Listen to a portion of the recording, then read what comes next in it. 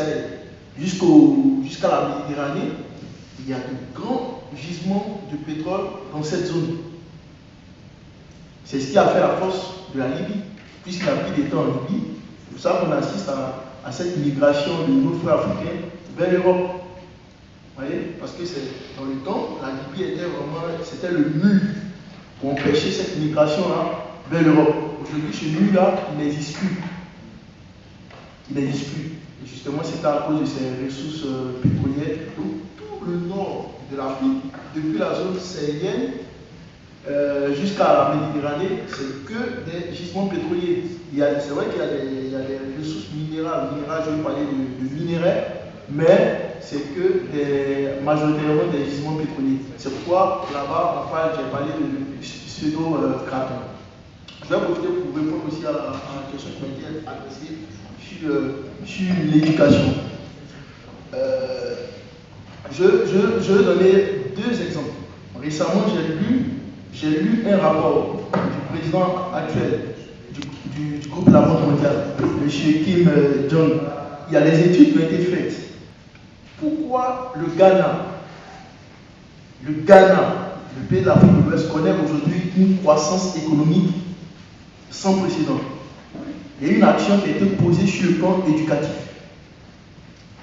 De 1990 à 2012, l'État ghanéen a doublé son investissement dans l'éducation des jeunes au primaire. Et cela a aujourd'hui des résultats qui sont palpables. C'est que cet investissement-là a baissé de 65% le taux de pauvreté au Ghana. Mais je précise, c'est sur l'éducation au primaire. Pourquoi? Parce que l'homme se forme sa personnalité dans ces 7 premières années. Donc quand un enfant y naît, qui à la base, on lui donne toutes les conditions sur le plan éducatif, évidemment, ce jeune homme qui a baigné dans cet environnement, quelques années plus tard, il est éduqué, il a une façon de réfléchir. Et ça, c'est ce qui manque aujourd'hui à nos pays africains. C'est pourquoi dans mes propositions, j'ai parlé de la scolarisation universelle dans les 7 premières années. C'est-à-dire à bas âge.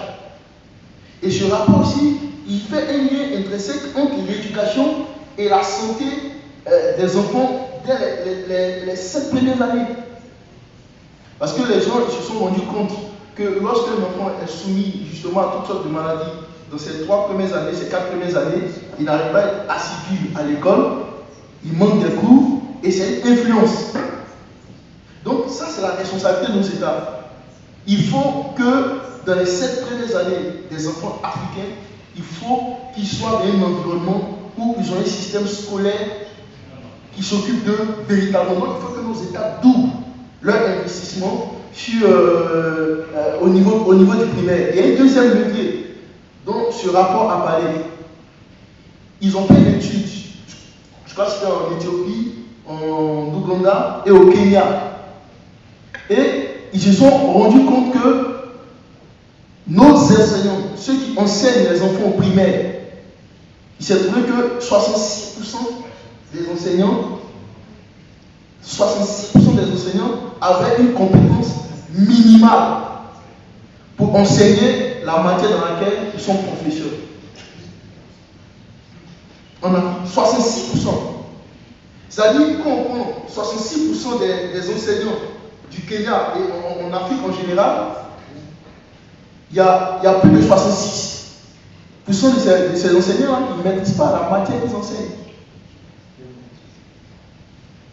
Donc, il y a un problème de formation des formateurs.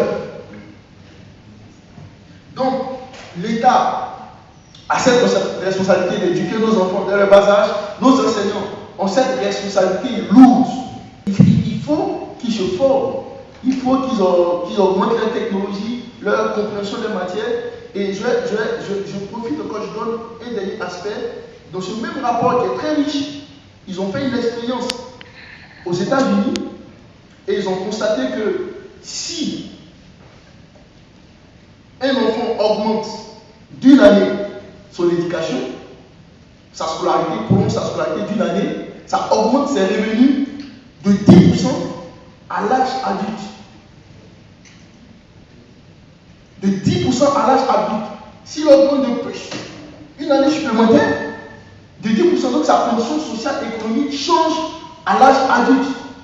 Qui dit changement de situation sociale, on parle de développement économique social, et puis si cet aspect est généralisé, c'est tout le pays qui en profite. C'est pourquoi la base,